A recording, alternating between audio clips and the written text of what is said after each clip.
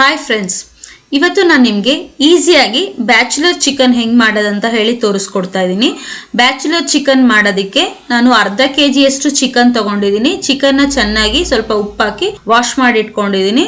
ಇವಾಗ ನಾನು ನಿಮಗೆ ಚಿಕನ್ ಬಿರಿಯಾನಿ ಪೇಸ್ಟಿಂದ ನಾನು ಗ್ರೇವಿ ಹೆಂಗೆ ಮಾಡೋದಂತ ಹೇಳಿ ತೋರಿಸ್ತೀನಿ. ನೀವು ಚಿಕನ್ ಬಿರಿಯಾನಿ ಪೇಸ್ಟಿಂದ ಬಿರಿಯಾನಿ ಮಾಡಿರ್ತೀರಾ. ಇವಾಗ ನಾನು ನಿಮಗೆ ಗ್ರೇವಿ ಹೆಂಗೆ ಮಾಡೋದಂತ ತೋರಿಸ್ಕೊಡ್ತಾ ಇದ್ದೀನಿ. ಈ ಪ್ಯಾಕೆಟ್ ಬಂದು ನೋಡಿದ್ರೆ 20 ರೂಪಾಯಿ. ಬಿರಿಯಾನಿ ಕೂಡ ಸೂಪರ್ ಟೇಸ್ಟ್ ಇರುತ್ತೆ, ಮತ್ತೆ ಗ್ರೇವಿ ಕೂಡ ತುಂಬಾ ಚೆನ್ನಾಗಿರುತ್ತೆ. ಬನ್ನಿ ಹೆಂಗ್ ಮಾಡೋದಂತ ಹೇಳಿ ನೋಡೋಣ.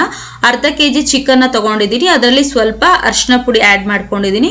ಈಗ ಚಿಕನ್ ಬಿರಿಯಾನಿ ಪೇಸ್ಟ್ ನ ಆಡ್ ಮಾಡ್ತಾ ಇದ್ದೀನಿ ನಾನು, ಮಸಾಲೆನ. ಮತ್ತೆ ಶುಂಠಿ ಬೆಳ್ಳುಳ್ಳಿ ಪೇಸ್ಟ್ 1-2 ಸ್ಪೂನ್ ಅಷ್ಟು ಆಡ್ ಮಾಡ್ತಾ ಇದ್ದೀನಿ.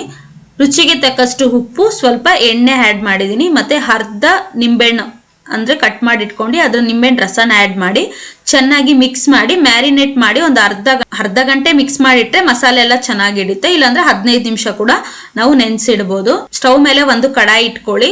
2 ಸ್ಪೂನ್ ಅಷ್ಟು ಎಣ್ಣೆ ಆಡ್ ಮಾಡ್ಕೊಳ್ಳಿ. ಹಸಿಮೆಣಸಿನ್ಕಾಯಿ ಒಂದು 5-6 ಹಸಿಮೆಣಸಿನ್ಕಾಯಿ ಉದ್ದುದ್ದ ಹೆಚ್ಕೊಂಡಿರೋದು ಆಡ್ ಮಾಡಿದೀನಿ. ಮತ್ತೆ ಈರುಳ್ಳಿ ಕೂಡ 2 ಈರುಳ್ಳಿ ಆಡ್ ಮಾಡಿದೀನಿ. ಶುಂಠಿ ಬೆಳ್ಳುಳ್ಳಿ ಪೇಸ್ಟ್ ಒಂದು ಅರ್ಧ ಸ್ಪೂನ್ ಹಾಕೊಳ್ತಾ ಇದ್ದೀನಿ. ಮತ್ತೆ ಸ್ವಲ್ಪ ಪುದೀನ, ಇಷ್ಟನ್ನು ಹಾಕಿ ಚೆನ್ನಾಗಿ ಫ್ರೈ ಮಾಡ್ಕೊಳ್ಳಿ. ಸ್ವಲ್ಪ ಅರಿಶಿನ ಪುಡಿ ಆಡ್ ಮಾಡ್ಕೊಳ್ಳಿ. ನಾವು ಶುಂಠಿ ಬೆಳ್ಳುಳ್ಳಿ ಪೇಸ್ಟ್ ಫಸ್ಟೇ ಆಡ್ ಮಾಡಿದೀವಿ, ಇವಾಗ ಸ್ವಲ್ಪ ಹಾಕಿದ್ದೀನಿ.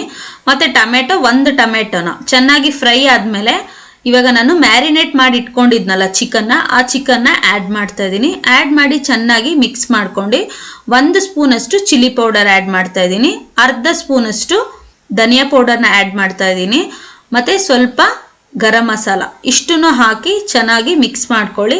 ಈಗ ನಾನು ಕಲರ್ಗೋಸ್ಕರ ನಾನು ಟೊಮೆಟೊ ಕೆಚಪ್ ಹಾಕ್ತಾ ಇದ್ದೀನಿ. ಮತ್ತೆ ಸ್ವಲ್ಪ ಸ್ವೀಟ್ನೆಸ್ ಕೂಡ ಕೊಡುತ್ತೆ. ಉಪ್ಪು, ಹುಳಿ, ಖಾರ, ಸ್ವೀಟು ಎಲ್ಲ ಸೇರಿ ತುಂಬಾ ಟೇಸ್ಟ್ ಆಗಿರುತ್ತೆ ಗ್ರೇವಿ. ನಾನು ಸ್ವಲ್ಪ ನೀರು ಹಾಕಿ ಲಿಡ್ ಹಾಕಿ ಕ್ಲೋಸ್ ಮಾಡಿ ಚಿಕನ್ ಚೆನ್ನಾಗಿ ಬೇಯಿಸಿಟ್ಕೊಂಡಿದ್ದೀನಿ. ಸೂಪರ್ ಆಗಿ ನೋಡಿ ಚಿಕನ್ ಫ್ರೈ ರೆಡಿ ಆಗಿದೆ. ನೀವು ಇದೇ ರೀತಿ ಒಮ್ಮೆ ಟ್ರೈ ಮಾಡಿ. Thank you.